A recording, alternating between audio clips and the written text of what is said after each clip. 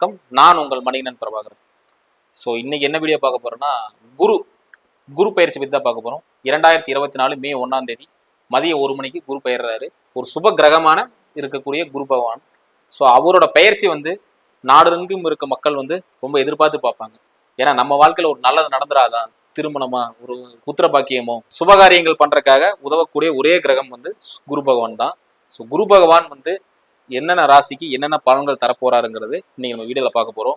இந்த வீடியோல நம்ம சிறப்பு விருந்தினராக நமது கோபால்ஜி அவர்கள் வந்திருக்காரு. வணக்கம் சார். வணக்கம். குரு பகவான் ஃபர்ஸ்ட் ஏன் இவ்வளவு ஒரு சுபரா இருக்காரு, ஏன் அவர் நல்லது பண்றாரு?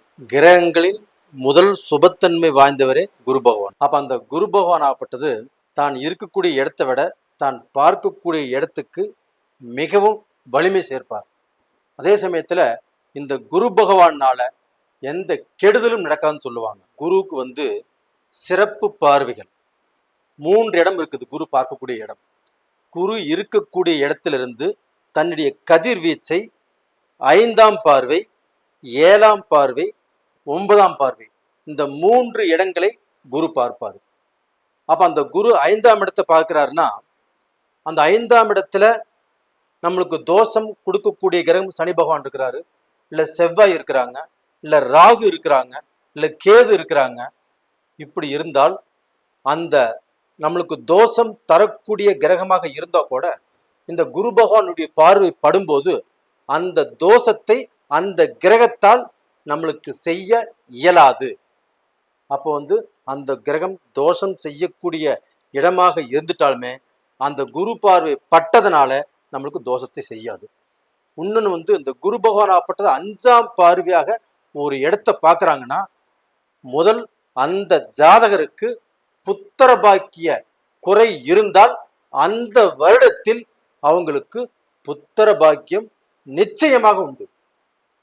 அப்ப அவங்க எவ்வளவோ குலதெய்வத்துக்கு போயிருக்கலாம், எத்தனையோ தெய்வங்களை வேண்டி இருக்கலாம். அந்த பலனாகப்பட்டது இந்த குரு பார்வை பட்ட அந்த ஒரு வருட காலத்தில் அந்த குழந்தை பேர் அவங்களுக்கு கிடைக்கும். அவங்க நம்பி இருக்கலாம். இதுக்கு அடுத்தபடியாக 7ஆம் இடத்தை பார்க்குறாங்க அந்த குரு பகவான். அந்த 7ஆம் இடம் என்பது கலஸ்தரஸ்தானம். அந்த கலஸ்தரஸ்தானம்னாவே நிறைய பேர் வாழ்க்கையில எனக்கு கல்யாணம் ஆகல, கல்யாணமை பிரிஞ்சு போனவங்க எத்தனை பேர், தனக்கு பார்க்க போனா ஏதாவது ஒரு சூழ்நிலையில மனைவியை இழந்தவங்க, இல்ல கணவனை இழந்தவங்க, அவங்களுடைய வாழ்க்கைக்கும் மறு வாழ்க்கைக்கோசரம் காத்துட்டு இருப்பாங்க. இவங்களுக்கு இந்த குரு பார்வை 7ஆம் இடத்தை பார்க்குது இல்லைங்களா? இந்த 7ஆம் இடத்தை பார்க்கும்போது அவங்களுக்கு அந்த சுபகாரியங்கள், திருமண நிகழ்ச்சிகள் கண்டிப்பாக உண்டாகும்.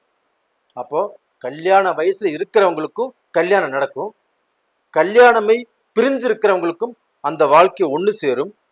இல்லைன்னா அவங்களுக்கு திருமணத்துக்கோசரம் காத்துட்டு இருக்கிறாங்க, ஃபர்ஸ்ட் வாழ்க்கையில் ஏதோ ஒரு பிரச்சனையே அவங்க வாழ்க்கை பிரிஞ்சு போச்சு, திருமணத்துக்கு காத்துட்டு இருக்கிறாங்கன்னா அதுவும் நடக்கும். அவங்களுடைய வாழ்க்கையில மனைவியை இழந்தோ கணவனை இழந்தோ வேறொரு வாழ்க்கை அதற்கு முன்னாடி அந்த யோசனையே இல்லாமல் இருப்பாங்க. இந்த குரு பார்த்ததுனால அவங்க அந்த யோசனைகள் வரும். திருமணம் செஞ்சுக்கலாம், எப்படி இருந்தாலும் நம்மளுக்கு திருமணம் தேவை, நம்மளுக்குன்னு ஒரு வாழ்க்கை துணை தேவை அப்படின்னு நினைக்கக்கூடிய வாய்ப்புகள் வரும். அந்த காலகட்டத்தில் அவங்களுக்கு அந்த வாழ்க்கைங்கிறது அமையும். அடுத்ததாக அந்த குரு பகவான் ஆப்பட்டது 9ஆம் பார்வையாக 9ஆம் இடத்தை பார்ப்பாங்க. அந்த 9ஆம் இடம் என்பது நம்மளுக்கு புண்ணியம், பூர்வ புண்ணியம். அப்ப நம்மளுக்கு முன்னோர்களுடைய சாபங்கள், பிதிர் சாபங்கள் இருந்தாலும் அந்த சாபங்கள் நிவர்த்தியாகி அந்த 9ஆம் இடத்தை குரு பார்க்கறதுனால பூர்வ ஜென்ம தோஷங்களாகப்பட்டது நிவர்த்தியாகி இந்த 9ஆம் இடத்தை குரு பார்ப்பதாலேயே நம்மளுக்கு யோகம், பூர்வ புண்ணிய அந்த தோஷங்கள் நிவர்த்தியாகி நாம சுத்தமாகி அந்த நல்ல பலனை அனுபவிக்கிறோம். அப்ப இந்த 9ஆம் இடத்தை பார்க்கறதுனால நம்மளுக்கு அந்த பாக்கியஸ்தானம், அந்த பாக்கியங்கள் நம்மளுக்கு இந்த குரு பார்க்கறதுனால ஏதாவது டைரக்ஷன்ல இருந்து கண்டிப்பாக நம்மளுடைய பிரச்சனைகள் சால்வ் ஆகக்கூடிய அளவுக்கு, தொழில் பிரச்சனையா இருந்தாலும் தொழில் சால்வ் ஆகும். அந்த தொழில் ரீதியாக நம்மளுக்கு எத்தனையோ வாய்ப்புகள் இருந்தும் தொழில் கிடைக்காமல், தொழில கஷ்டம், தொழில பிரச்சனை இப்படி வாழ்ந்துட்டு இருப்போம். அந்த மாதிரி பிரச்சனைகள் கண்டிப்பாக தீரும். ஒருத்தருக்கு வேலை கிடைக்காம அலைஞ்சிட்டு இருப்பாங்க, இந்த குரு பார்வை பட்ட உடனே கண்டிப்பா அவங்களுக்கு வேலைக்கு முயற்சி பண்ணா உடனே கிடைக்கும். அது போக அவங்க பிஸ்னஸில் நிறைய லாஸ் இருப்பாங்க, என்னடா பண்ணுறதுன்னு தெரியாமல் இருப்பாங்க. இந்த குரு பார்வை பட்ட உடனே அவங்களுக்கு அந்த பிஸ்னஸில் ஏதாவது ஒரு ஐடியா கிளிக் ஆகும், யாரோ ஒருத்தர் மூலியமாக சப்போர்ட் கிடைக்கும், அந்த பிஸ்னஸில் மெல்ல மெல்ல வளர்றதுக்கு ஆரம்பிப்பாங்க. இது வந்து இந்த குருவுடைய பார்வையினால கிடைக்குதுங்க. ஸோ சூப்பராக சொல்லியிருந்தீங்க. அதாவது பார்வை எவ்வளோ விஷயங்கள் இருக்குங்கிறத எனக்கு சூப்பராக சொல்லியிருந்தீங்க. கண்டிப்பாங்க. அதில் என்னன்னா இப்போ நீங்கள் சொன்னீங்க 5ஆம் பார்வை சொல்லியிருந்தீங்க புத்திர பொண்ணு. ஸோ இந்த குரு பயிற்சியில் புத்திர யோகம் எந்தெந்த ராசிகளுக்கு இருக்கு? இந்த குரு பயிற்சியில கன்னி ராசிக்காரங்களுக்கு அவங்களுக்கு புத்திர பாக்கியம் கேரண்டியாக இந்த வருடத்தில் கண்டிப்பாக கிடைக்கும். புதுசா கல்யாணமான தம்பதிகளுக்கும் கிடைக்கும். இதற்கு முன்னாடி கல்யாணம் பண்ணி 5 வருஷம் 3 வருஷம் 7 வருஷம் குழந்தை பாக்கியம் இல்லையே அப்படின்னு வருத்தப்படுறவங்களுக்கும் அந்த கன்னி ராசிக்காரங்களுக்கும் இந்த பீரியட்ல குழந்தை பாக்கியம் கிடைப்பதற்குண்டான வாய்ப்புகள் 100க்கு 100 இருக்குது. அதே மாதிரி திருமண யோகம் எந்தெந்த ராசிகளுக்கு இருக்குன்னு சொல்ல முடியுங்களா? திருமண யோகம் எடுத்துட்டாவே இந்த குருவுடைய பார்வை படக்கூடிய ராசிகள் கன்னி ராசி, விருச்சக ராசி, மகர ராசி. இது வந்து குருவுடைய பார்வை படக்கூடிய ராசிகள். இது போக கடக ராசி. இந்த ராசிக்காரங்களுக்கு கண்டிப்பாக திருமண யோகம் நிறைஞ்சிருக்குது. அதே சமயத்துல இப்ப ரிஷப ராசியில இருந்துதான் அந்த குரு பாக்குறாங்க. ரிஷப ராசிக்காரங்களுக்கும் இது பொருந்தும். இதே மாதிரி இது சொந்த தொழில் பண்ணணும்னு நினைக்கிறாங்க, அதே மாதிரி கூட்டு தொழில் பண்ணணும்னு நினைக்கிறாங்க. இந்த வருடத்துல குரு பெயர்றதுனால எந்தெந்த ராசிகள் சொந்த தொழிலும் கூட்டு தொழிலும் பண்ணலாம்னு சொல்றது? இந்த வருஷத்துல பாத்தீங்கன்னா விருச்சக ராசிக்காரர்கள் அவங்க வந்து தொழில்ல புதுசா ஆரம்பிக்க நினைச்சாலும் ஆரம்பிக்கலாம். கடந்த காலங்கள்ல தொழில் பண்ணி ரொம்ப லாஸ் ஆயிட்டாங்க, என்ன பண்றதுன்னே தெரியல. இந்த குருவுடைய பார்வை படக்கூடிய காலகட்டத்துல அந்த விருச்சக ராசிக்காரங்களாகப்பட்டது மேல வளரக்கூடிய அளவுக்கு வாய்ப்புகள் இருக்குது. அதுபோக சொந்த தொழிலும் செய்யலாம். அதுபோக கூட்டு தொழில் யார் செய்யலாம்னா அதே விருச்சக ராசிக்காரங்க செய்யலாம். அப்ப அந்த விருச்சக ராசிக்காரங்கள் தான் நினைத்த பார்ட்னரை அவங்களோடு சேர்த்திக்க முடியுமானா முடியும்.